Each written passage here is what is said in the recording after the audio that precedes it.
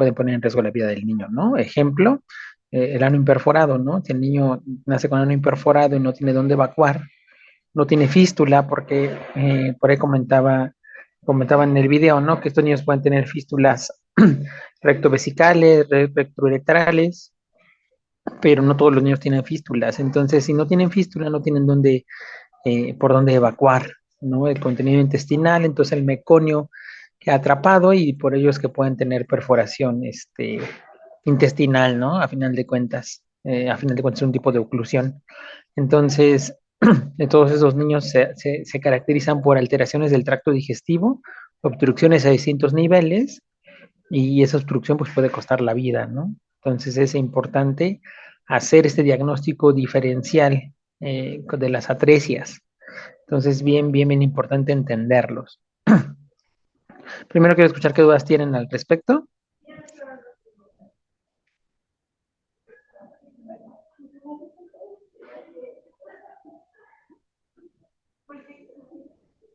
No es necesario que sepan de memoria las clasificaciones, ¿eh? Eso también es importante que lo sepan. Este, Tal vez sí saber, por ejemplo, que en la atresia esofágica la más común es una atresia esofágica que tiene una fístula traqueoesofágica distal. Eso sí es bien importante entender, porque uno pensaría que por lógica, si el esófago está atrésico, no entra aire y por lo tanto no debería de haber aire distal. Entonces en la radiografía no debería de verse aire en el intestino, ¿no? Porque está atrésico. Sin embargo, como hay una fístula traqueoesofágica distal, uno puede ver la radiografía y va a haber aire en el intestino. Entonces, la presencia de aire en el intestino no quiere decir que esté obstruido. Puede haber una fístula traqueoesofágica y es lo más común. Entonces, eso sí es bien importante entender, porque si ustedes no recuerdan eso, pueden decir, ah, un niño tiene atresia esofágica y le toman la radiografía y ven aire distal y dicen, no, pues tiene aire distal, entonces no está atrésico. Mucho cuidado, ¿eh? Pueden tener una atresia esofágica distal y entonces van a tener aire en la parte distal del intestino. Entonces, por eso es importante la epidemiología y la clasificación, ¿sale? Y como dato indirecto, estos niños tienen poliapnios, ¿no? Porque a la hora que no tragan el líquido amniótico, entonces el líquido amniótico va a estar incrementado, ¿no? Es la teoría, ¿no? Igual, por ejemplo, los niños que no tienen eh, o tienen malformaciones renales suelen tener oligohidrapnios, porque el niño no orina in útero y entonces tienen menos líquido amniótico. Entonces, más o menos esa lógica tendría por qué se asocia a polidrapnios y por qué se asocia a oligohidrapnios, ¿no? Entonces, ¿qué dudas tienen? Todo ha quedado muy claro. Ah, Doc, una duda. Ujú, En la atresia esofágica, ujú, creo que sí es esa. eh, la más común es la que tiene la fístula, así que en H. Eh, ajá, entonces, mencionaba que se podía utilizar sondas orogástricas. ¿Estas se ajá. utilizan siempre como para evitar igual que el alimento se vaya hacia vía aérea o solamente es en pues en algunas situaciones? No, sí, sí se ocupa siempre. Nada más hay dos cosas, Jairo. Una es que puedes ocupar la sonda como método diagnóstico.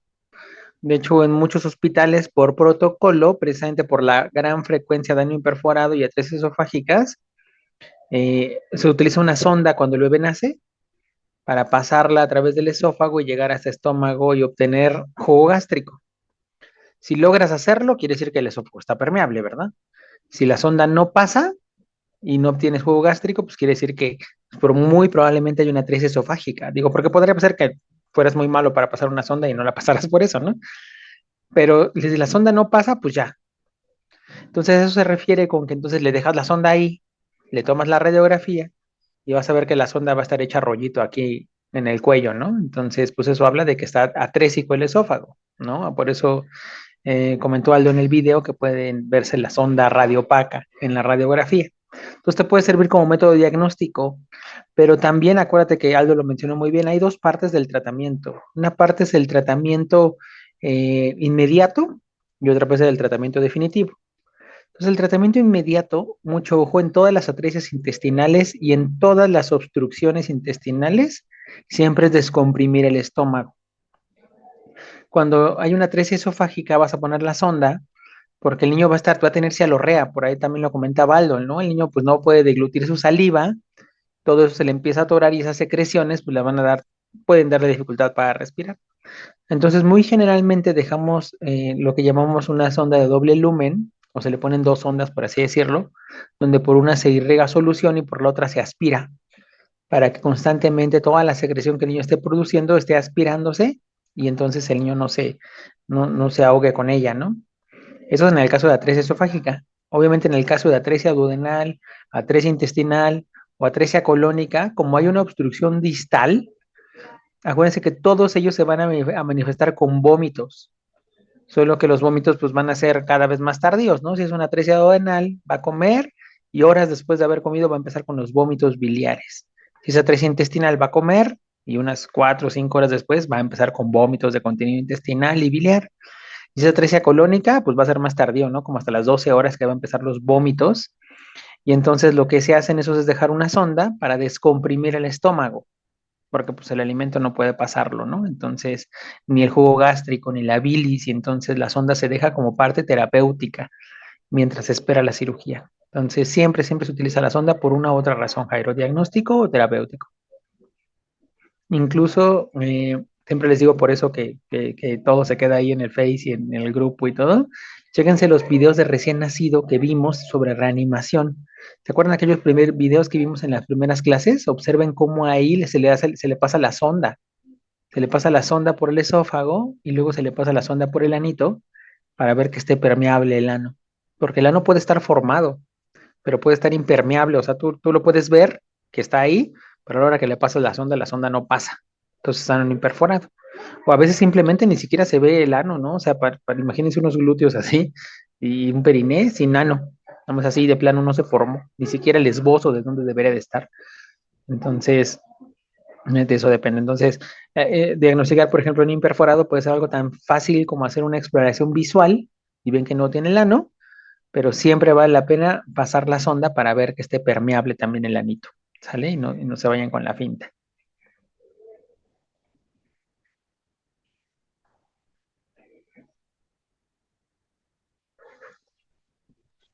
En el caso del onfalocele, cuando se diagnostica, porque decía que se podía diagnosticar desde cuando estaba pues el Inútero. embarazo, ¿no? Ujú.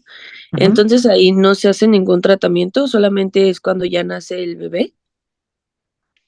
Sí, bueno, sí hay cirugía también inútero, ¿no? Actualmente. De hecho, gran parte de las malformaciones deberían ser diagnosticadas inútero. Por ejemplo, cardiopatías congénitas, malformaciones intestinales, hernias esofágicas, gastrosquisis o onfalocele, deberían ser diagnosticadas in útero, porque se pueden ver, ¿no? O sea, se podrían ver in útero. Sin embargo, deben saber una cosa. Básicamente que los ginecólogos hacen dos tipos de ultrasonido. El que llamamos el ultrasonido obstétrico, donde solo se mide la cantidad de líquido amniótico, el tamaño del bebé, el peso aproximado y se acabó. Eso es lo que hacen la gran mayoría de ginecólogos, o a veces ni siquiera son ginecólogos, luego son técnicos, o luego es un médico general que toma un cursillo ahí de valoración ultrasonográfica.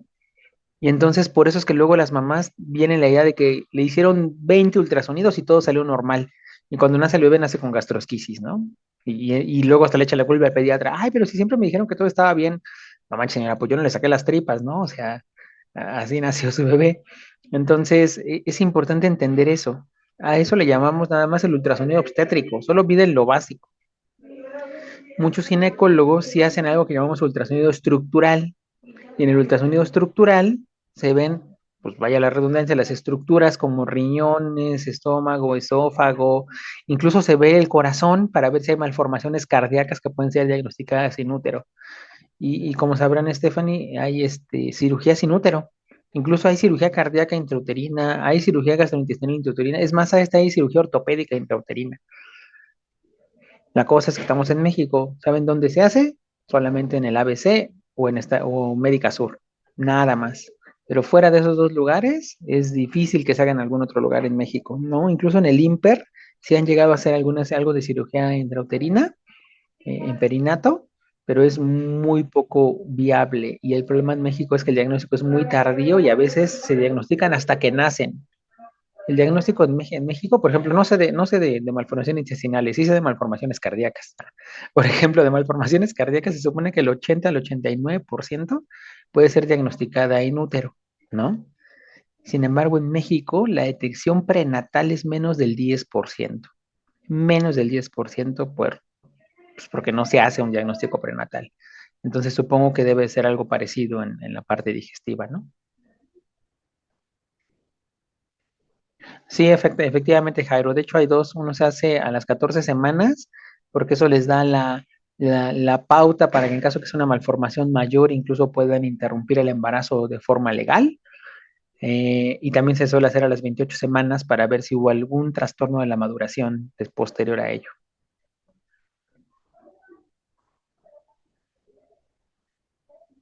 Y entonces ya, continuando con la pregunta de Stephanie, si el niño nace puede nacer en cualquier lado, por eso es el punto importante de esta clase, porque podría tener el mejor control prenatal, entre comillas, y nunca haberse diagnosticado gastrosquisis o onfalocele o alguna de esas malformaciones.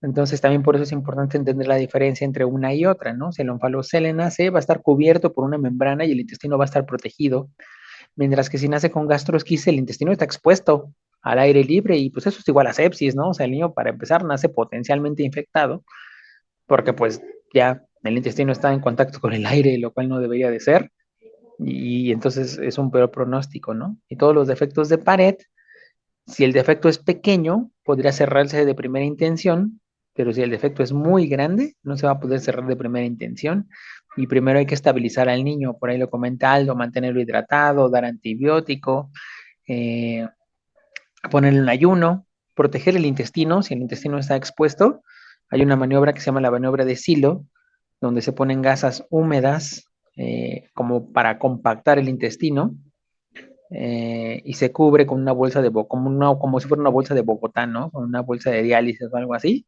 para evitar que pierda la humedad. Además, esa bolsita se cuelga en la cuna. Suena muy chistoso, pero hagan de cuenta que me hacen el empaquetado del intestino, se le pone la bolsa de Bogotá y con una gasa se cuelga de la cuna. Y eso es bien importante porque la presión puede hacer que el mismo intestino se necrose. El puro peso del intestino por sí mismo puede hacer que el intestino se necrose y por eso es importante evitar este peso, ¿no? Y entonces, esa maniobra se llama la maniobra de Silo y es importante que sepan que existe. Tal vez no les va a tocar hacerlo, pero si algún día ven cómo se hace, es bastante interesante, ¿no? Para proteger el intestino y que el niño no fallezca. Ujú. También, amigo, comentario de que el onfalocele, por estar cubierto por la membrana, casi todos los pacientitos llegan a término y la gastrosquisis no. La gastrosquisis, por tener los intestinos de fuera y no tener una membrana que los recubra, casi son pretérmino todos, ¿no? Porque les da una irritación peritoneal inútero. Entonces, casi todos nacen por pretérmino. Ujú. De hecho, lo más común es que nazcan entre la semana 34 a 36. Es lo más común de los niños con gastrosquisis. Ujú. ¿Qué otras preguntas tienen?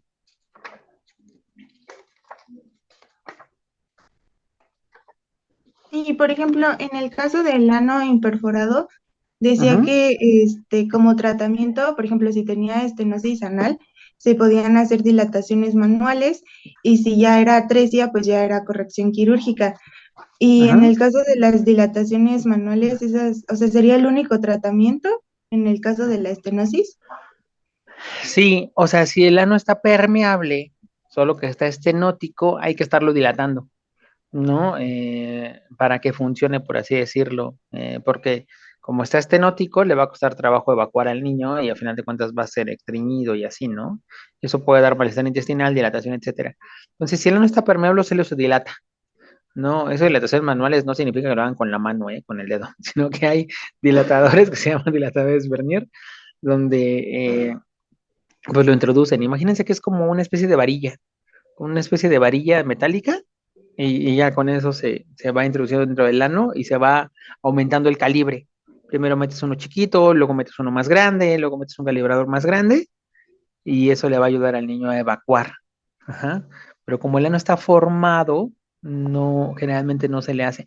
A menos que la estenosis sea muy severa y a pesar de darle dilataciones no mejore, no evacúe, entonces sí habría que hacer una plastía anal.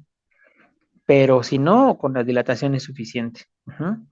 En cambio, el ano imperforado, ese sí hay que hacer la plastía porque no tiene un orificio por donde salga la evacuación, entonces hay que hacer la plastía. Además, el ano imperforado tiene un espectro amplio de malformaciones, o sea, eso es importante también que lo sepan. No es solo que no se forma el ano, porque uno pensaría que no se forma el ano, pues agarrarías y dirías, ah, pues lo puedo perforar, ¡puf! Y ya el niño va a evacuar, ¿no? Pero no es así de simple. Hay dos tipos de malformaciones anorrectales. Las malformaciones anorrectales bajas, donde el ano está muy cerca del intestino. Están prácticamente conectados, entonces se hace la plastía. A la hora que formas el ano, conectas el intestino en el ano. Pero hay otras malformaciones que se llaman malformaciones intestinales, malformaciones anorrectales altas. Imagínense que está formado el ano y el intestino está a varios centímetros del ano, el colon está a varios centímetros, ni siquiera están en contacto. Entonces ahí no va a ser fácil porque si ustedes le forman el ano, pues de todas formas el intestino no va a estar conectado al ano. Entonces tienen que hacer otra cirugía donde puedan conectar el intestino con el ano y el niño puede evacuar. Entonces, por eso no se corrige el ano imperforado de primera intención. Eso también es importante que lo sepan. A menos que tenga una malformación anorrectal baja y entonces el ano esté conectado al intestino. Pero muchas veces el ano no está conectado al intestino. El ano está muy lejos del intestino y entonces lo que se hace es una derivación. Se le hace una colostomía para que el niño pueda evacuar y eso les salve la vida. Y luego ya se hacen dos cirugías. Primero una anorrectoplastía para que se forme el anito y luego la sigmoidostomía sagital, donde lo que se hace es que el sigmoides se conecta al ano para que el niño pueda evacuar. Ajá, entonces, esos son el proceso, ¿sale? Entonces, lo más fácil sería efectivamente que el ano estuviera bien formado, estuviera conectado al intestino, solo no fuera permeable, pues ese le va a ir bien, porque solo hay que permeabilizarlo. Pero pueden ser una malformación tan intensa donde de plano no se forma el ano, ni siquiera hay un esbozo del mismo, y además el intestino esté a varios centímetros de la pared. Y entonces tengan que primero acercar el intestino, luego formarle el ano, y luego hacerlo permeable y así. Entonces sí, son varias situaciones diversas. Además, ojo, también lo comentó ahí Aldo, pero vale la pena recalcar que si no tienen una salida, les dije que va a ser una urgencia, ¿no? Porque el niño necesita evacuar, necesita sacar el meconio. Pero si tiene una salida, puede ser una fístula. Entonces la fístula puede estar unida a la uretra, puede estar unida a la vagina, y también eso, pues obviamente aumenta el riesgo de infecciones, imagínense, ¿no? O sea, aunque el niño esté evacuando por ahí, pues siempre va a estar y teniendo infecciones urinarias de repetición porque pues está el contenido fecal saliendo directamente por la uretra o por la vagina y entonces eso también aumenta las infecciones. Entonces, todo ese tipo de malformaciones se les llama a veces cloacas, donde a veces el ano incluso puede estar unido completamente con la vagina o puede estar completamente unido a la uretra y pues son situaciones de mal pronóstico, pues, ¿no? Porque las cirugías son mucho más agresivas y hay que separar la anatomía básica, ¿no? Entonces sí, sí es un poquito más complejo este tipo de malformaciones. Entonces, malformaciones anorrectales es un espectro amplio, ¿no? Es muy grande el espectro de malformaciones que puede tener el niño a este nivel, ¿sale?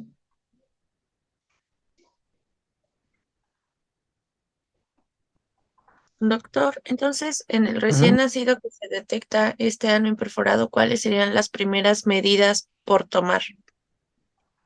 Ah, bueno, obviamente hay que dejarlo en ayuno. Digo que hay que poner una sonda orogástrica para descomprimir el estómago. Se le ponen sus soluciones calculadas. Eso lo vemos casi al final del temario, porque si el niño se va a quedar en ayuno, tú tienes que darle al menos un aporte de glucosa para que no haya hipoglucemia y no se te muera. Eso es lo básico, eso es lo que pueden hacer. Y eso se puede hacer en cualquier instituto o lugar, ¿no? Incluso si el niño nace en el pueblo, créame que eso lo puedes hacer en el pueblo sin ningún problema.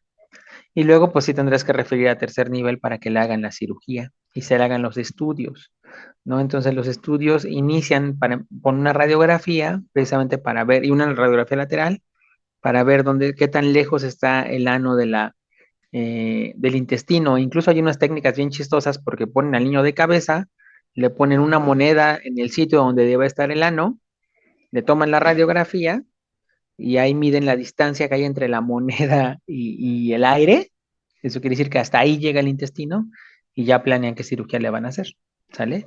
Y te digo que el mejor de los casos es que el ano sí esté conectado con el intestino y entonces ya nada más lo permeabilizan, se hace una anoplastia y ya, le va a ir bien al niño.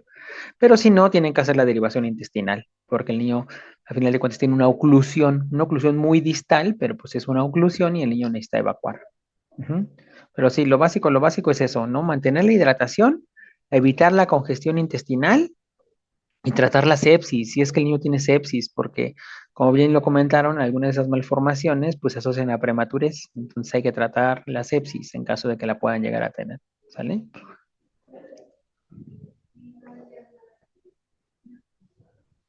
¿Qué otra pregunta tienen?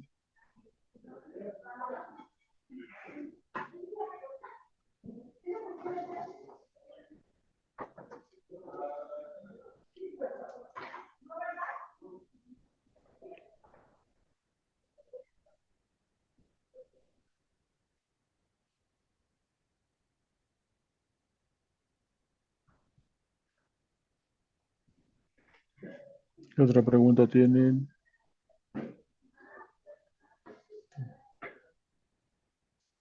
¿Ya? ¿Todo queda muy claro?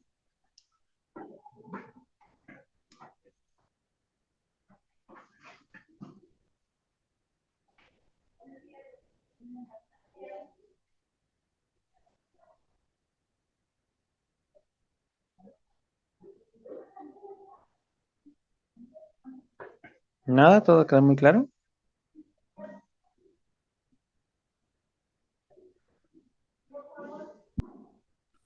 Pues ya veremos, ¿Eh?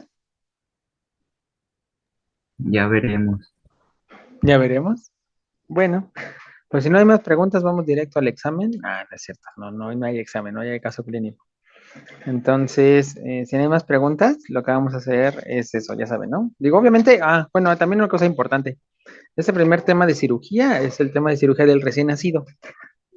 El siguiente tema va a ser urgencias quirúrgicas y el último tema es cirugías diversos, ¿no? Entonces, ojo, las cirugías del recién nacido, como les dije desde el principio, no son situaciones urgentes, pero que tienen un potencial de complicación, ¿no? Entonces hay que diagnosticarlas de forma prioritaria. Desde que vimos recién nacido siempre les he dicho que el momento en que un recién nacido está en tus manos, lo primero que tienen que hacer es ofrecerle una exploración física lo más completa que puedan, porque es la primera exploración física que le van a hacer en su vida. Entonces el ano imperforado y la atresia esofágica son malformaciones que se detectan en la sala de parto. Desde ahí se detectan, como les decía hace rato Jairo, ¿no? Con la pura sondita. Atresia duodenal se detecta en las primeras horas, ¿no? Desde que el niño está en el alojamiento conjunto. Es más, a veces está en la toco porque ni siquiera ha subido a piso la señora y desde ahí empiezan los vómitos y ustedes pueden empezar a sospechar en atresia duodenal. Entonces acuérdense que si el niño presenta vómitos biliares tempranos, puede hablar de atresia duodenal. Entonces la imagen de doble burbuja en la radiografía los puede orientar. Hay, también incluso en ultrasonido in útero se puede diagnosticar la imagen de doble burbuja y ya, ¿no? Ese niño le va a pasar la sonda, eso sí, y los vómitos son biliares tempranos. Las atresias intestinales son vómitos biliares de contenido alimentario que generalmente son tardíos entre las 6 a las 12 horas de que el niño nació, porque pues, es cuando empiezan la comida a pasar al intestino y a la hora que no puede pasar, pues ya lo vomitan, ¿no? Y las atresias colónicas, el vómito es muy tardío. Generalmente se diagnostica después de las 12 horas o hasta las 24 horas que el niño empieza con vómitos y puede tener incluso vómitos de contenido fecaloide, ¿no? Entonces, fíjense cómo esto es muy temprano. Entonces, el primer día de vida el niño va a empezar a tener síntomas, ¿no? Entonces, ese niño pues no se va a ir de alta porque va a empezar con síntomas desde el principio. Y los niños si nacen con cialorrea, vómitos, dificultad para respirar, pues piensan que puede tener alguna malformación intestinal en algún punto, ¿sale? Así haya tenido el mejor control prenatal, es importante sospecharlo. Entonces, el vómito es el síntoma predominante en todas las malformaciones de este grupo en el recién nacido, ¿no? Obviamente hay muchas otras malformaciones. Por ejemplo, hernia diafragmática podría entrar en este grupo, pero ya en unas 2 clases vamos a hablar del por qué no entra directamente en este grupo del recién nacido, ¿no? Pero las patologías del recién nacido son bien, bien importantes, ¿sale? Entonces, si no hay más dudas, lo que vamos a hacer es que les voy a subir un caso clínico, les voy a dar hasta las 8:25 para que lo resuelvan, y a las 8:25 nos volvemos a ver aquí en Zoom, ¿sale?